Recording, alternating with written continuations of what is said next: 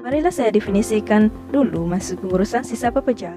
Ia bermaksud usaha untuk melindungi alam sekitar dalam menjamin kelestarian hidup masyarakat. Dalam projek kejuruteraan awam ini, kami menerapkan mekanisme-mekanisme daripada perspektif kejuruteraan persekitaran yang merupakan cabang kepada kejuruteraan awam. Diterapkan pula kaedah merancang, mereka bentuk serta menyelia. Dari sudut sebagai seorang jurutera awam, kami melengkapi dari segi membina dan merealisasikan inovasi dari segi reka bentuk perpaipan, keberkesanan dari segi masa dan impak yang terhadap alam sekitar. Penyataan masalah. Pertama, kapasiti tong sampah hampir tak dapat ditampung. Kedua, tenaga manusia memakan masa melakukan kerja. Ketiga, alatan manual membebankan kontraktor kebersihan. Keempat, suasana rumah sampah tidak ceria.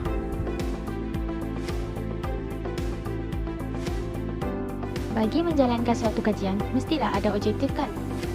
Begini, kita ingin dapatkan kebolehkerjaan tong sampah berhos penyaliran dalam memudahkan kerja pembersihan oleh kontraktor kebersihan.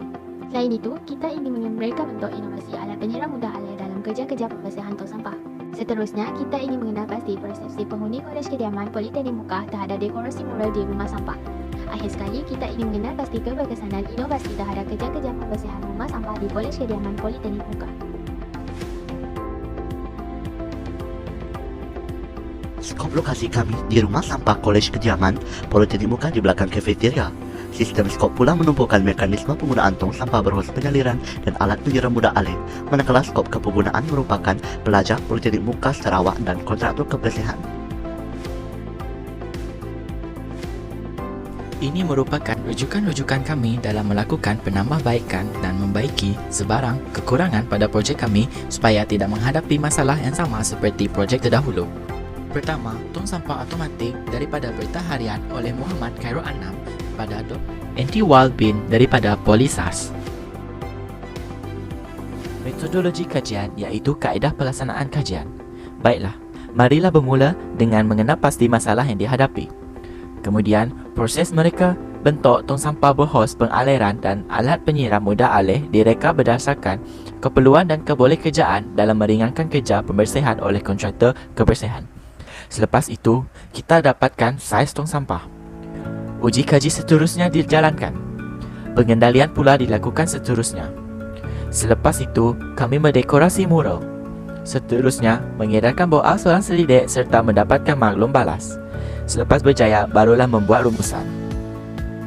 Ini merupakan rekaan pertama tong sampah berhos penyaliran. Ia mempunyai kelemahan dari segi rekaan yang rumit dan saliran yang perlahan. Ini rekaan yang mutamat. Rekaan ini lebih ringkas dan kecuraman lebih memudahkan proses penyairan ke parit. Alat penyiram mudah alih juga dicipta. Ini pandangan sisinya.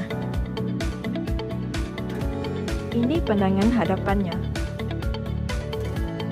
Kaedah pengumpulan data pula dilakukan melalui temu bual bersama penyelia, kontraktor kebersihan, syarikat bahan intra sendirian bahan, dan juga melalui tinjauan sampel melalui borang soal selidik online melalui Google Form yang disebarkan melalui aplikasi WhatsApp.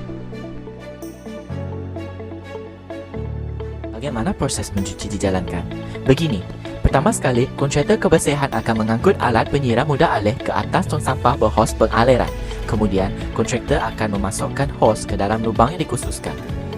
Selepas itu, hidupkan pilih air dan air akan mengalir. Sambil itu, mereka akan menyampur kotoran. Air pula akan mengalir ke parit melalui hos pengaliran. Uji kaji pula melalui proses yang sama. Bezanya, masa kontraktor membersih akan dibandingkan. Melalui cucian pertama, menggunakan tong sampah dan alatan biasa. Di sini kita melihat purata daripada pembersihan 3 orang kontraktor mendapatkan purata 130.7 saat.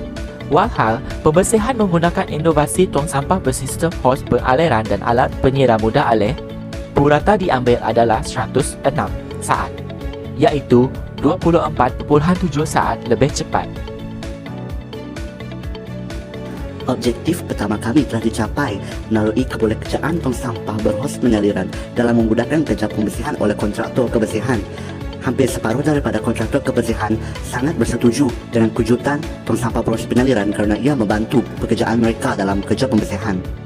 Objektif kedua kami juga dicapai kerana inovasi pengira muda alih dalam kerja-kerja pembersihan tong sampah mendapat reaksi dan respon yang positif melalui kontraktor. Persepsi yang positif juga dicapai melalui borang soal selidik oleh penghuni sekitar Kolej Kediaman Politeknik Muka melalui dekorasi mural di rumah sampah. Cadangan pada tahap memuaskan mengatakan bahawa dekorasi mural ini perlu dilakukan secara menyeluruh, iaitu di setiap penjuru Politeknik Muka sendiri. Secara rumusnya, objektif kami tercapai apabila objektif terakhir kami iaitu mengenal pasti keberkesanan inovasi kami berjaya mendapat hampir separuh daripada persetujuan daripada kontraktor kebersihan iaitu syarikat dan intrasendirian bahan. Berpotensikah produk ini dalam memasarkannya secara komersial? Ada saya dikit lah, ada kemudahannya untuk ada gila kita. Oh, baguslah. Bermaksud objektif kami tercapai. Kami berharap lebih banyak pihak membantu dan menyokong usaha ini untuk membantu golongan masyarakat khususnya dari pihak kontraktor kebersihan. Sumbangan dari segi apa-apa pun diterima kerana kami berharap alat ini meringankan beban yang dikeluarkan melalui pengeluaran tenaga manual.